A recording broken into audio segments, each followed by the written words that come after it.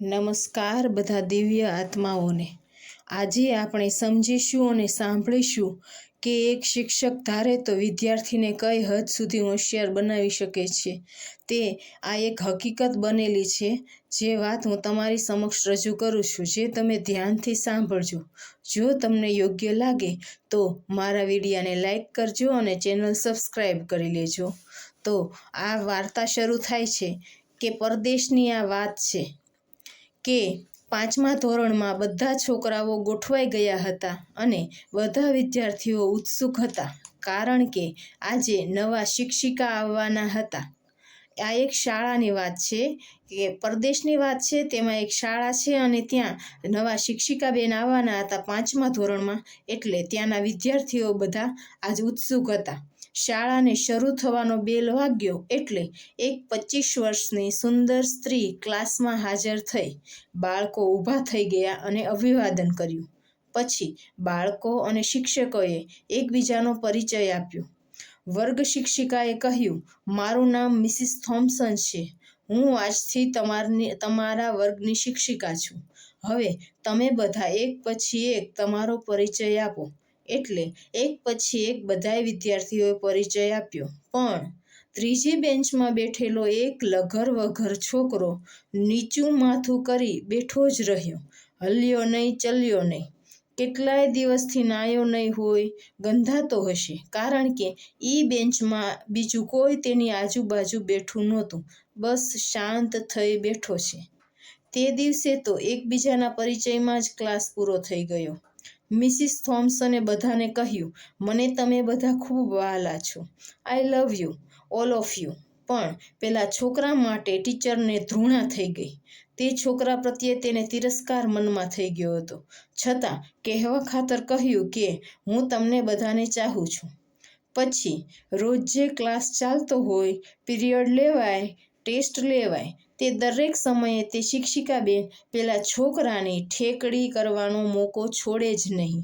તેને કોઈના કોઈ કારણે મશ્કરી કરે જ। તે છોકરા પ્રત્યે શિક્ષિકાનો તિરસ્કાર આમ ચાલુ જ રહ્યો। શિક્ષિકા બેન ગમે તેટલી મશ્કરી કરે, છતાં તે છોકરો તો કંઈ બન્યું જ ન હોય તેમ બેઠો રહે। તે પછી જેટલા પણ ટેસ્ટ આવ્યા તે બધી ટેસ્ટમાં તે છોકરાને 0 માર્ક જ આવે। 2-3 ટેસ્ટ ગયા પછી તો શિક્ષિકા બેને નક્કી કર્યું, પેપર જોતા પહેલા જ 0 માર્ક મૂકી દે, નાપાસની નિશાની કરી નાખે, પછી જ પેપર જોવે।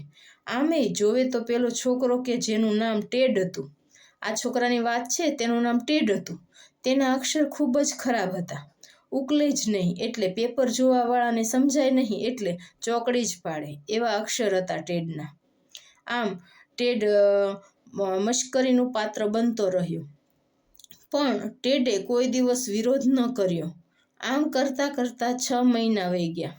ત્યાં સુધી આવું જ રહ્યું કે ટેડ એટલે આખા ક્લાસનો એન્ટરટેઇનમેન્ટ અને શિક્ષિકા બેન પણ તેમાં પૂરો સાથ આપે। એક દિવસ પ્રિન્સિપાલ મળ્યા।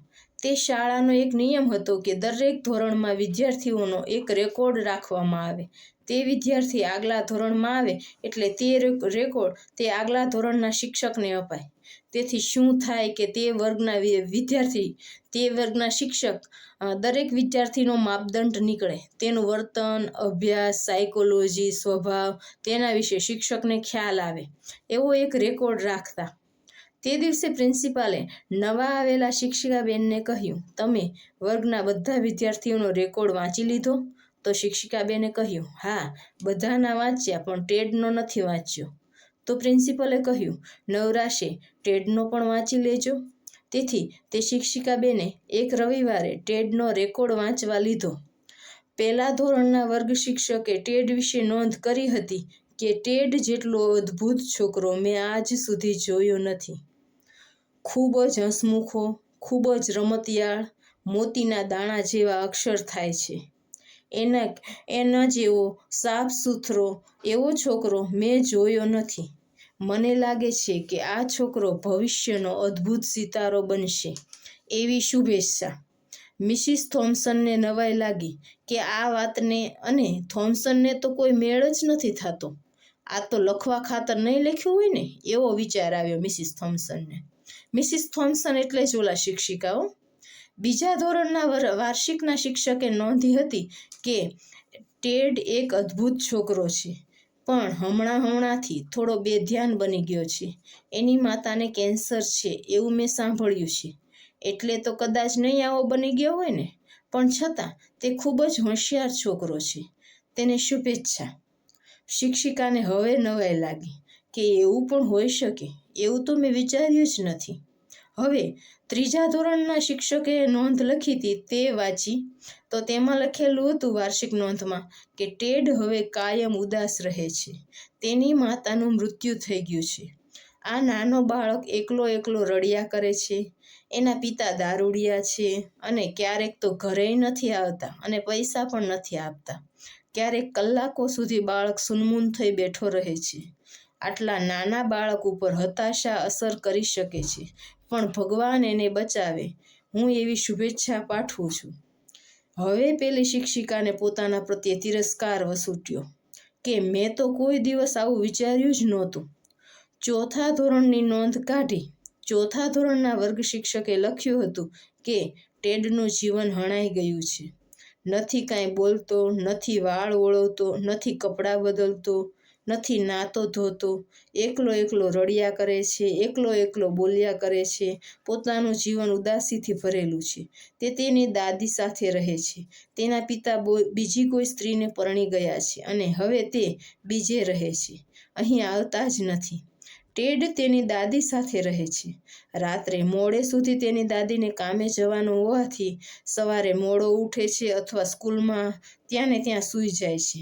હવે તે બાળક મળદું બની ગયો છે. હવે તાત્કાલિક તેના માટે કંઈ નહીં કરવામાં આવે તો મને લાગે છે કે આવો સરસ સિતારો અકાળે મુરઝાઈ જશે. હવે મિસિસ થોમ્સનને પોતાની જાત માટે ધિક્કાર વછૂટ્યો.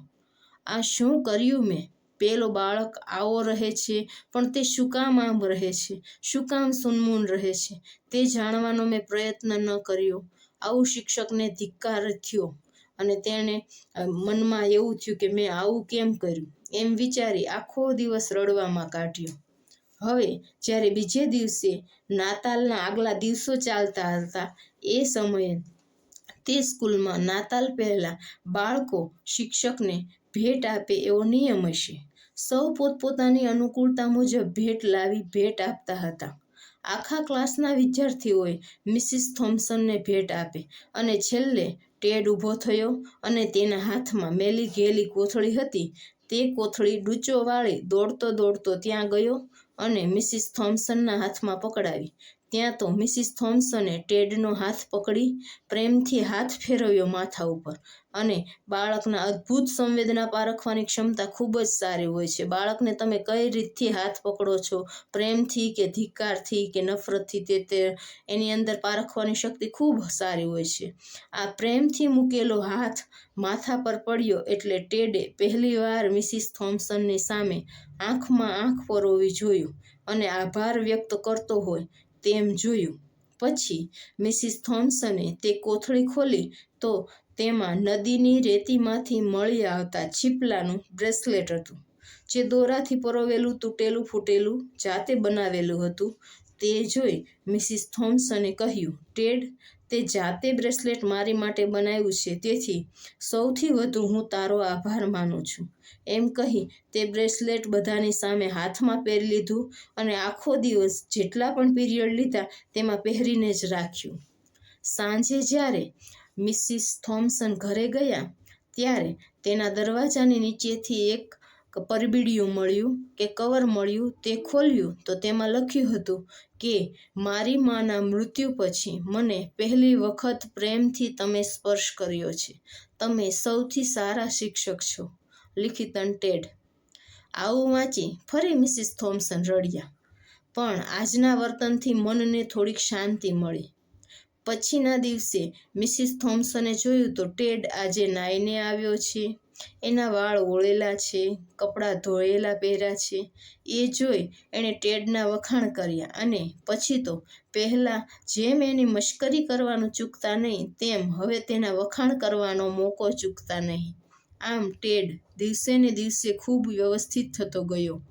6 માસિકમાં જે છોકરાને 0 માર્કથી નાપાસ થયો હતો તેને હવે 9 માસિક પરીક્ષામાં 6ઠ્ઠો નંબર આવ્યો અને 12 માસિક પરીક્ષામાં 1લો નંબર આવ્યો. પછી વિદાય સમારંભમાં ટેડને ભેટીને મિસિસ થોમ્સનને બે ખૂબ જ રડ્યા અને બેની એકબીજાથી છૂટા પડી ગયા. એ પછી થોડા વર્ષો પછી ટેડનો પત્ર આવ્યો. તેમાં લખ્યું હતું, આજે પણ તમે મારા માટે ખૂબ જ આદરણીય છો. દાદીના મૃત્યુ પછી મજૂરી કરતાં કરતાં આજે એસએસસીમાં સમગ્ર બોર્ડમાં 3જા નંબરે આવ્યો છું. પણ આ બધું તમારા કારણે જ છે. તમે મારા માટે સૌથી સારા છો. આ વાતને બીજા 5 વર્ષો વહી ગયા. પછી એક લેટર આવ્યો કે ટેડ હવે થોડા દિવસમાં તમને મળવા આવશે એમ લખ્યું હતું. પણ નીચે સહી બદલાઈ ગઈ હતી. લિખિતન ટેડ લખતો ટેડ. એના બદલે doctor Theodore F. Dots MD એમ લખ્યું હતું. હવે ટેડ ડૉક્ટર બની ગયો હતો. હવે 2-4 દિવસ પછી ટેડ આવ્યો. એક સુંદર યુવતીને સાથે લઈને આવ્યો અને કહ્યું, હું ટેડ એમ કહી પગમાં પડ્યો અને રડતો જ રહ્યો. આજે હું જે કંઈ પણ છું એ તમારા લીધે જ છું. મારા 3 દિવસ રહે અને મારા લગ્ન છે ચર્ચમાં, તો તમારે મારી માની જગ્યાએ તમારે આવવાનું છે અને આવવાનું જ છે એવો ફોર્સ કરીને ટેડ ગયો અને 3 દિવસ રહી અને ચર્ચમાં લગ્ન થયા. એમાં તેની માના સ્થાને મિસિસ થોમ્સનને બેસાડવામાં આવ્યા અને તેણે કહ્યું કે જે આજે હું ડૉક્ટર બન્યો છું, જે સારો માણસ બન્યો છું, એક તમારા પ્રેમ ભરેલા સ્પર્શથી બન્યો છું. હું આવો ન બની શક્યો હોત. મારા જેવો એક કંઈ પણ ન કરી શકે એવો મેલો ઘેલો, અવ્યવસ્થિત, ભણવામાં ઠોઠ એવા છોકરાને તમારા જેવું માણસ એક સિતારો બનાવી ડૉક્ટર બનાવી શકે છે. એ સારામાં સારું ઉદાહરણ તમે પૂરું પાડો છો. હું તમારો જેટલો આભાર માનું તેટલો ઓછો છું. એમ કહી આ વાત અહીં પૂરી થાય છે. એમાંથી આપણને શીખવા મળે છે, એક શિક્ષક ધારે તો પ્રેમથી બાળક પાસે શું નથી કરાવી શકતો.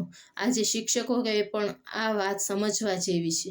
જો તમને આ વાર્તા ગમી હોય, આ વાર્તા જો કે મેં નથી બનાવેલી, પણ આ વાર્તા ડૉક્ટર આઈ.કે. વીજળીવાળા, જે બાળકોના પ્રખ્યાત ડૉક્ટર છે, હાલ ભાવનગરમાં સેવા બજાવી રહ્યા છે, એમણે મનનો માળો પુસ્તકમાં લખેલી છે, જે મને આ વિડીયો બનાવી કહેવાની જરૂર લાગી એટલે મેં કહ્યું. જો તમને આ વાર્તા ગમી હોય અને આગળ આવા બીજા બનાવો સાંભળવા હોય તો મારી ચેનલને સબસ્ક્રાઈબ કરી લેજો.